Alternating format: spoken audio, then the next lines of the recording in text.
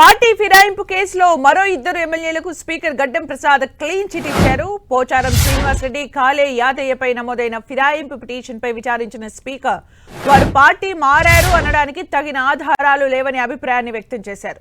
గతంలో 5గురి అనర్హత పిటిషన్ల లాగే వీరి అనర్హత పిటిషన్లను కొట్టివేస్తూ తుది తీర్పు ఇచ్చారు.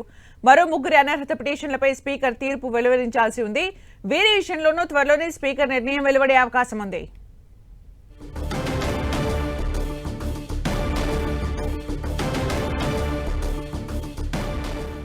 ఇక మరిన్ని అప్డేట్స్ మా ప్రతినిధి ప్రతాప్ అందిస్తారు. ప్రతాప్, ఫిరాయింపు ఆరోపణలు ఎదుర్కొంటున్న ఎమ్మెల్యేలకు సంబంధించిన కేసు విషయంలో స్పీకర్ గడ్డం ప్రసాద్ కుమార్ కాసేపటి క్రితమే తీర్పు వెలువరించడం జరిగింది. గతంలో 5 మంది ఎమ్మెల్యేలకు తీర్పు వెలువరించిన నేపథ్యంలో ఈ రోజు 2 ఎమ్మెల్యేలకు సంబంధించి ముఖ్యంగా చేవెళ్ల ఎమ్మెల్యే కాలే యాదయ్య, బాన్సువాడ ఎమ్మెల్యే పోచారం శ్రీనివాస్ రెడ్డికి సంబంధించిన కేసు తుది తీర్పును కూడా వెలువరించడం జరిగింది. దీనికి సంబంధించి కూడా ఆ ఎమ్మెల్యేలు ఎవరు కూడా దానికి ఫిరాయించినట్లుగా ఆరోపణలకు సంబంధించి కూడా ఎలాంటి ఆధారాలు లేవంటూ కూడా కేసును కొట్టివేస్తూ తుది తీర్పును కూడా కాసేపటి క్రితమే వెలువరించడం జరిగింది. ఈ 2 ఎమ్మెల్యేలకు సంబంధించిన అంశానికి సంబంధించి బీఆర్ఎస్ ఏవైతే ఎవిడెన్స్ సమర్పించిందో ఆ ఎవిడెన్స్ కు సంబంధించిన వాటిని కూడా స్పీకర్ తోసిపుచ్చడం జరిగింది. ఈ విషయానికి సంబంధించి గతంలో 5 మంది ఎమ్మెల్యేలు ఎవరైతే ఆరోపణలు ఎదుర్కొంటున్న వారు ఉన్నారో ఆ 5 మంది ఎమ్మెల్యేలకు సంబంధించిన తీర్పు వెలువరించినట్లుగానే 2 ఎమ్మెల్యేలకు సంబంధించిన కూడా తీర్పు వెలువరించడం జరిగింది. గతంలో షేర్లింగంపల్లి ఎమ్మెల్యే అరకపూడి గాంధీ, రాజేంద్ర నగర్ ఎమ్మెల్యే ప్రకాష్ గౌడ్, అదేవిధంగా పటాన్ చెరువు ఎమ్మెల్యే గూడెం మైపాల్ రెడ్డి, గద్వాల ఎమ్మెల్యే బండ్ల కృష్ణమోహన్ రెడ్డి, అదేవిధంగా భద్రాచలం ఎమ్మెల్యే తెల్లం వెంకట్రావు, ఈ 5 మందికి సంబంధించిన ఎమ్మెల్యేలకు సంబంధించిన తీర్పును గతంలో వెలువరించడం జరిగింది. వీరికి సంబంధించి కూడా గతంలో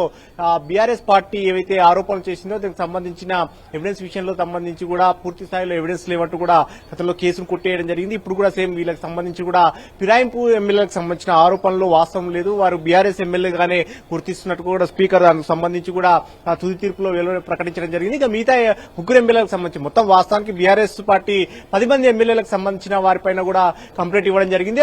మిగతా 3కు సంబంధించిన ఎవరైతే జగిత్యాల ఎమ్మెల్యే డాక్టర్ సంజయ్, అదేవిధంగా Khairatabad MLA Danam Nagender, station Ghanpur MLA Kadiyam Srihari, 3కి సంబంధించిన పిటిషన్లు పెండింగ్ లో ఉన్నాయని చెప్పుకోవచ్చు. వీరిలో జగిత్యాల ఎమ్మెల్యే డాక్టర్ సంజయ్ కి సంబంధించి క్రాస్ ఎగ్జామినేషన్ కూడా కంప్లీట్ అయింది కాబట్టి నెక్స్ట్ ఇయర్ వారికి సంబంధించిన తీర్పులకు సంబంధించి నెక్స్ట్ జగిత్యాల ఎమ్మెల్యే సంజయ్ కి సంబంధించిన తీర్పు కూడా వివరించే అవకాశం ఉంటుంది.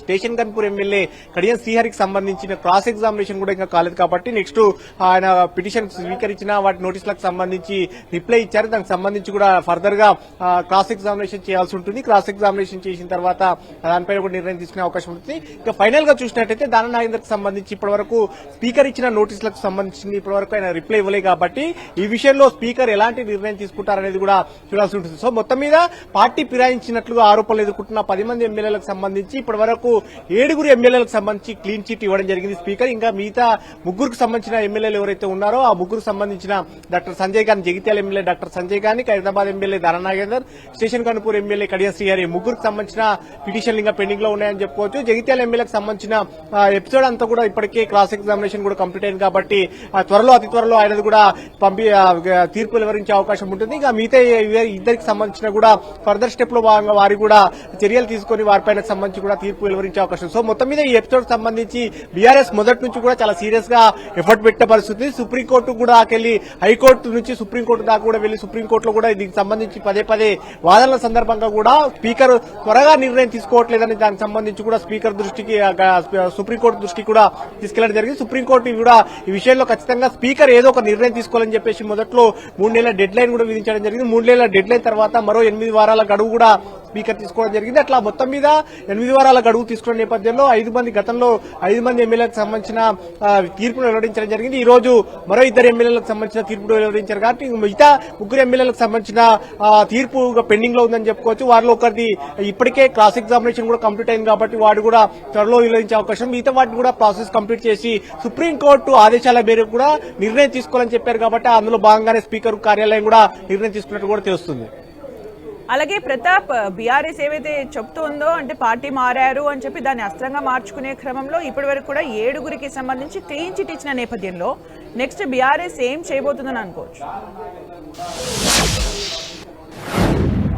డెఫినెట్ గా దీనికి సంబంధించి ఎమ్మెల్యేల ఫిరాయింపులకు సంబంధించి కానీ ఎమ్మెల్యేల ఎపిసోడ్ సంబంధించి పూర్తి స్థాయిలో స్పీకర్ నిర్ణయమే ఫైనల్ నిర్ణయం ఉంటుంది. ఈ విషయంలో ఎవరు కూడా ఇంకెలాంటి జోక్యం చేసుకోవడానికి అవకాశం ఉండదు. కాబట్టి ఈ అంశానికి సంబంధించి సుప్రీంకోర్టు కూడా ఇదే అంశాన్ని చెప్పడం జరిగింది. ఏదో ఒక నిర్ణయం తీసుకోవాలి, వారికి సంబంధించిన ఎవిడెన్స్ కలెక్ట్ ముందు పెడుతున్నారు కాబట్టి దీన్ని దృష్టిలో పెట్టుకుని స్పీకర్ నిర్ణయం తీసుకోవాలి, దాన్ని కాలయాపన చేయడం తగదు అంటూ కూడా గతంలో చెప్పడం జరిగింది. కాబట్టి ఇప్పుడు స్పీకర్ తీసుకున్న నిర్ణయమే తుది నిర్ణయం ఫైనల్ అవుతుంది. కానీ ఈ అంశానికి సంబంధించి ఎవరైతే ఆరోపణలు ఎదుర్కొంటున్న వారికి సంబంధించి కాంగ్రెస్ పార్టీలో తిరగడం గానీ, కాంగ్రెస్ పార్టీ కండువా వేసుకుని కాంగ్రెస్ పార్టీ కార్యక్రమాల్లో పార్టిసిపేట్ చేసినట్టుగా కూడా కొన్ని ఎవిడెన్స్ గానీ, పేపర్లో వచ్చిన కటింగ్స్ గానీ, మీడియాలో వచ్చిన వార్తలన్నింటి కూడా స్పీకర్ ముందు ఉంచడం జరిగింది. వీటన్నిటిని కూడా స్పీకర్ తోసిపుచ్చడం జరిగింది. ఆధారాలకు సంబంధించి అసెంబ్లీ ప్రొసీడింగ్స్ గానీ, మిగతా అంశాలకు సంబంధించిన తన ముందు ఫిరాయింపు ఆరోపణలు ఎదుర్కొంటున్న ఎమ్మెల్యేలు పెట్టిన ఎవిడెన్స్ ను వాటన్నిటి కూడా పరిగణలోకి తీసుకున్న తర్వాత స్పీకర్ ఒక నిర్ణయం తీసుకున్నారు. ఇప్పుడు స్పీకర్ తీసుకున్న నిర్ణయమే ఫైనల్ అవుతుంది.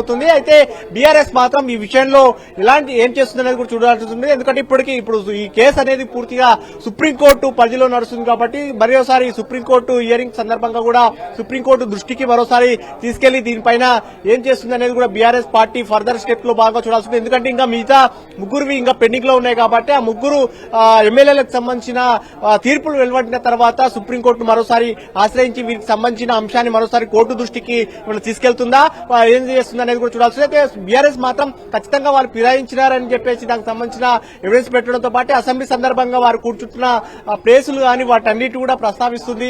వారు చేస్తున్న అంశాలకు సంబంధించిన అన్నిటి కూడా క్రోడీకరిస్తుంది. కాబట్టి బీఆర్ఎస్ మాత్రం ఈ అంశంలో చాలా సీరియస్ గా ఉంది. కాకపోతే ఈ అంశానికి సంబంధించి చూసినట్టయితే ఫైనల్ గా స్పీకర్ తీసుకునే నిర్ణయమే ఫైనల్ అవుతుంది. కాబట్టి ఇప్పుడు స్పీకర్ ఈ నిర్ణయం తీసుకున్నారు కాబట్టి సుప్రీంకోర్టు కూడా శాసన వ్యవహారాలకు సంబంధించి కూడా జోక్యం చేసుకోవడానికి అవకాశం ఉండదు. కాబట్టి స్పీకర్ తీసుకున్న నిర్ణయమే ఫైనల్ అయ్యే అవకాశం ఉంటుంది. Thank you Pratap for the updates.